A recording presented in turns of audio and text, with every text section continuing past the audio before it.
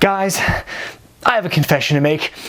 I don't think NXT, as it is right now, is good for the business. Flame shields up!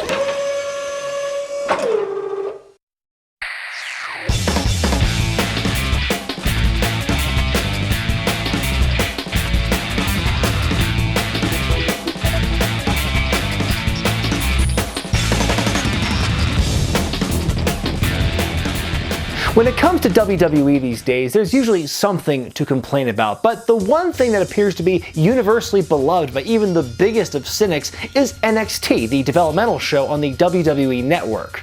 Considered to be in competition with Lucha Underground as the best hour of wrestling on TV, NXT showcases those who are on the verge of being called up to the main roster, Raw and SmackDown.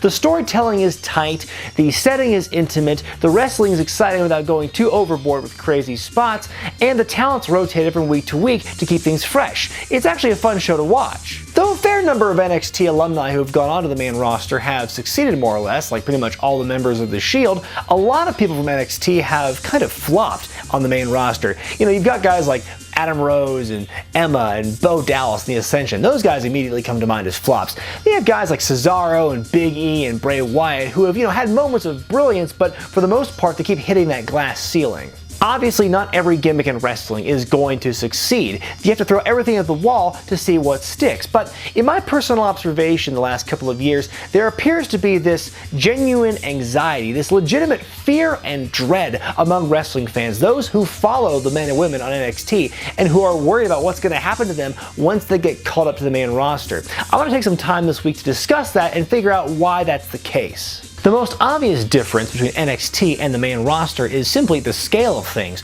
Raw and SmackDown are just much bigger entities than NXT. I mean, there's more hours of programming to cover. The writing staff is much larger. Vince McMahon is in charge of the whole thing. Meanwhile, with NXT, from whatever I've read, what I've observed, it's a much smaller writing staff, and Triple H is in charge of that department. It's two different environments run by two different people who have very different views on professional wrestling, or in this case, sports entertainment. When a character on NXT who has performed in front of the same crowd for several months begins to thrive, it makes sense to move them over to the main roster and see how they do there. People expect that positive reaction to carry over. But what a lot of people don't understand is when they do get called up, they usually fall into the laps of what is believed to be a very frazzled writing staff who already have to deal with Vince McMahon undermining everything they do and changing the script on the fly. They may not be given the same amount of personal attention and care and detail to their character like they were in NXT. The NXT crowd might enjoy a specific character, but for a lot of the Raw and SmackDown crowd, many of them might not watch NXT and have no idea who these people are, and so the character and the writing staff on the main roster, they have to start from square one. Look at Emma. Look how beloved she was by the NXT fans before getting called up. But once she debuted on Raw, no one knew her backstory. No one knew why she did this stupid arm thing, and the fact that it actually started as a heel tactic and it evolved into something more beloved. All of that was gone. Bo Dallas was a longtime NXT champion who was a face initially, but fans began to hate him because the fact he smiled so much despite doing heelish things. It's basically the same thing the New Day is doing now on the main roster. It carried over well initially when he went to the main roster, but he's been given nothing to do. He's just kind of treading water at this point at best. The Ascension were booked really well in NXT as a strong, dominant tag team who killed their opponents in record time. Then someone gave them shoulder pads and makeup on the main roster, which was a dumb idea because people automatically compared them to the Road Warriors. That led to the even dumber idea of them acknowledging said comparisons in a promo, which led to the even dumber idea of the announce team burying them for making that comparison and saying they were better than the Legends. Why are you going to bring them up to the main roster if you're going to cut their balls off from the beginning? So we know the main reason NXT stars don't always work out right away on the main roster is because of a complete change of structure. Also, everything we knew and loved about those characters on NXT has either been undermined or stripped away entirely. But there's a bigger issue at play here. Why do we know so much about these characters before they get called up? And should we? See, NXT was formerly known as Florida Championship Wrestling, which has been WWE's farm system since 2007. The whole point of FCW was to take these prospects and train them and get them to adapt to the WWE style in front of very small crowds and in front of a very strictly local, small TV audience. Gives them a chance to mold and change their character to what they need to be before they get called to the main roster.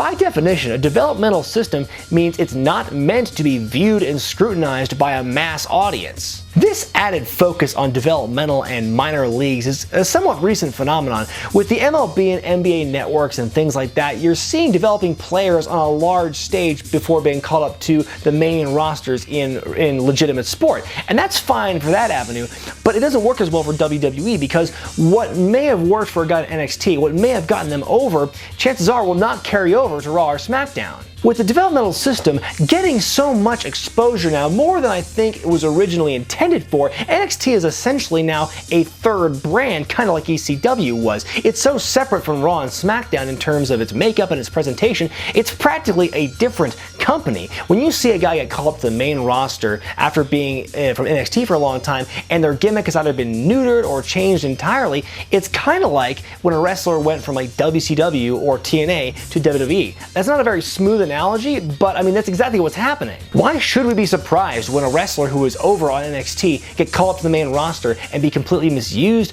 or forgotten? I mean, the change in environment makes that transition so drastic, and not only that, all the exposure they were getting, more than they really should be getting when they were in developmental, makes the expectations for those guys way too high in the eyes of the fans. So in most cases, they are almost destined to fail in the eyes of the fans who follow them and in the eyes of the company. I'm not saying we shouldn't be excited about up-and-comers and shouldn't be following them as they make their journey upward in the roster, but putting them on a pedestal so soon is a bad idea. Fans love NXT because it's everything that Raw is not. It's to the point. It doesn't insult the audience's intelligence. It's constantly freshening up. It's consistently exciting.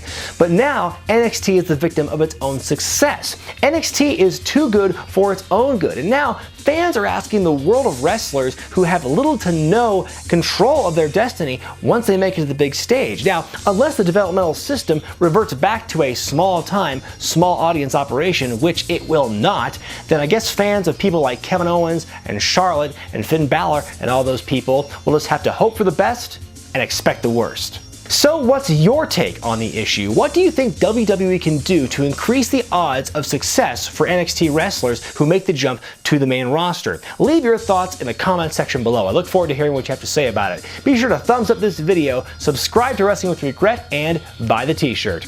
I'm Brian Zane, and I'll see you next time.